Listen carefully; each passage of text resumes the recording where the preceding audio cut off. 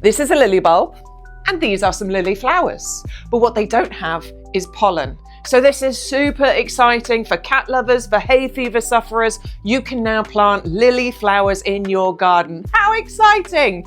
And they're going to come to you in this wonderful range of colours. You've got those lovely hot colours, the yellow, the orange, the red, and these are going to be absolutely stunning, giving you those flowers in the first year. They're winter hardy. You can leave them in the ground. You can leave them in the pots. They'll come back for you year after year.